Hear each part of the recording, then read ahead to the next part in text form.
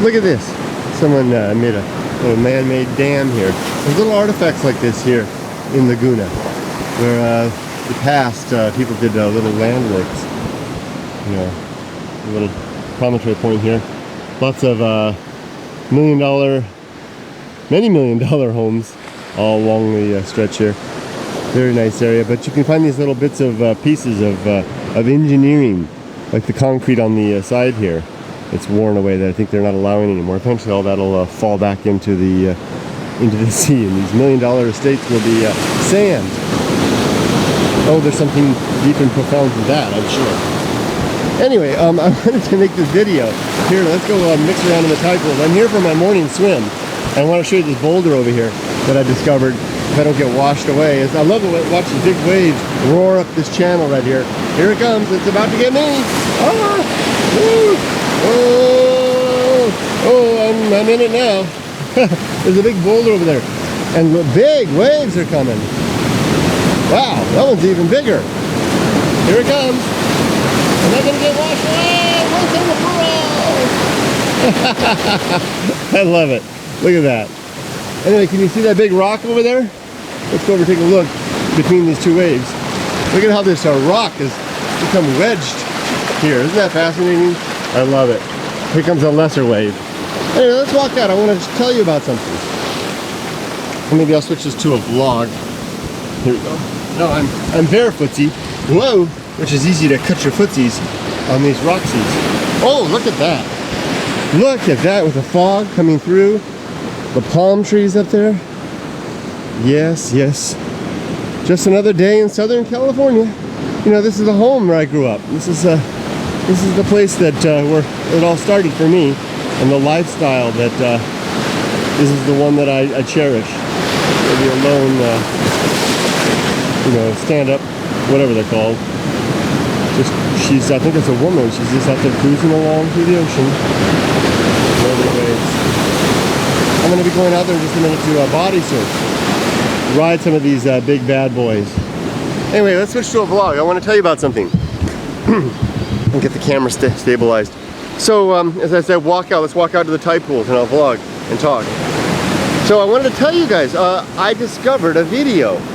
Yeah, I was going through my archives trying to consolidate everything into one location, and I discovered this video that I had forgotten about, that I had made probably because of the heat of the moment, the passion of it all. I kind of maybe I wanted to forget it. It was that kind of experience. I would probably call it the video that captures the single scariest moment of my experience as a YouTube vlogger. You know, the time when I was, look at the sea anemones. Let's look at the tide pools for a minute here. Oh, hi. There's a seagull right there too. Are you hoping I have some crackers or something? You'll be sorely disappointed. Let's go out to the tide pools out there. The video captures probably the single scariest moment of my experience on camera. The time when my heart was beating the fastest and I was really in fear. I mean, almost to the point of profanity. Which you know must be extreme for me on a G-rated channel. And it was the moment that I discovered the volcano wilderness. It happened before my family arrived. I was out on a solo motorcycle adventure to deep out into the desert. I was just wandering around, hadn't really planned to hike, but I found a dirt road that caught my eye, and I wound up following that dirt road to its end, and then striking out into a trackless, expansive desert in search of a black mountain that I saw in the distance. It turned out to be many miles away, and going without a trail, it took a long time to get there. And once I got there, I was lost a little bit. I took the wrong path to get there. Oh, look at the little terraces. And I wound up, most of the video is me trying to get there. And once I finally got there, I was blown away by what I found and what I saw. Big waves coming through. Yeah, bring it on. And I was blown away. And it was basically the site of the volcano wilderness. And the experience was kind of akin to seeing something frightful and terrible and awe-inspiring all at once. because I was already so deep into the wilderness. It was taking me so many hours to get to the place that I was at, and then to come up over the ridge and see that it just went on even further. It's like one of those moments in the movies where the plane wreck victim trying to trek out of the wilderness comes to this peak after an awful climb and sees just expanse of mountains and snow and wilderness between him and safety. Oh, look at that big anemone.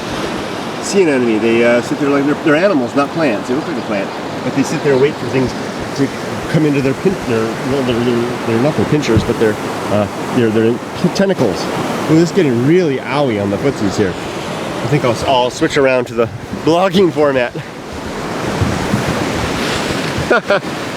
Oh, that's a nice background there. So there we go. So anyway, so that's good. So anyway, so I reached that limit and I came up to the point of, wow, oh my gosh, what the heck is this?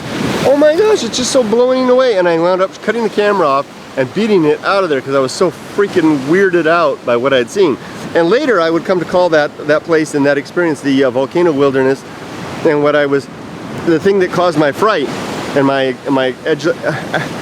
excitement was the great indifference, which is a term that you hear all the time now. If you watch my videos, I talk about it a lot, and it is indeed the fourth component of the Path of Wildness, my personal philosophy. And it's the component that I'm going to be working to develop in the months and years ahead in conjunction with further development. Look at that. Look how this water just comes over the top of this shelf. Wow. It's like a dome. And the waves come and just cool go over it. I gotta check that out. I'm gonna swim out there. So I'll swim out that way and then around here, and then I'll come back, and then I'll go over there, and then I'll come back and then body surf for the rest of the morning. Emily and Yumiko are not with me. Emily, I wiped her out yesterday, taking her to the beach yesterday with her friend. She slept all afternoon and the evening. I mean, I just wiped her out, poor thing. And Yumiko's sleeping in too, so I got the beach to myself. So anyway, I'm gonna upload the reason I'm making this video. This is oh, here it comes. Watch how it comes up and over. Wow, I don't know if that quite comes through on camera. It's gonna surround me. Wow. Here comes another one. Let's see, my foot. Wow, I can't wait to be in the water. Wow. The water's great. The temperature is just starting to dip down a little bit, the air temperature, because fall is, basically we're knocking on the door of fall. But the water has still got the temperature of summer. It feels so good. I just can't wait to get in. I just wanted to make this video. Anyway, so this is a precursor to the video that I'm going to make, that I'm going to release later this week, and the video will be called Where the Wilderness Looks Back. In homage, wow, look at that. Laguna Beach, by the way, in homage to the sensation that I had. It was like almost like the Eye of Sauron, where you come up to in the Hobbit, where you come to that point and the Eye of Sauron looks back and sees you. Or Voldemort, the name that shall not be spoken. If you do it catches sight of you. When I reached that summit in the edge of the volcano wilderness, and it was like the wilderness, it was like the wilderness, turned around and gazed at me. Even though, of course, that's just a bunch of hooey. Or maybe it's not. I don't know. That's why I got to go back and explore. And when I go back, I've got to go back without a net. Well, one of the things that made that experience so overwhelming was the fact that nobody knew where I was. I wasn't even exactly sure just where I was. If I had to if there had been cell phone range and I'd been able to call anybody, I would have said, I'm in the desert somewhere. And that's part of what brings it out. That's what part of what, when you're disconnected, when you've got no tether, it really brings out the eye of the wilderness. So anyway, I gotta sign off for now. Time for me to get in the water and go swimming. But look for that video, Where the Wilderness Looks Back, to be uploaded later this week. And look for lots more videos to come as I begin my solo adventuring career into the wilderness of California, Southern California, mainly the desert, in search of the great indifference. Take care, everybody. Have a wonderful day. I'm in the water. Have a wonderful day. Oh my gosh. I mean, how much better can life Well, you know what? Life can be better. There is a better way. This is great. It's great when everything's going, when it's all nines, you know, coming up. But it's even better when it's not good, and we are able to maintain our composure and the governing faculties of our reason and our inner equilibrium and equanimity, in spite of the fact that things aren't going well. That's the greater good. This is great, but this is like being on vacation. It's better is to maintain that frame of mind when it seems like all the world is against us, or the pain of life is overwhelming and challenging. Yeah, I guess I do lean towards the philosophy of the Stoic in many ways. Take care, everybody. I wish you all the best. Bye bye.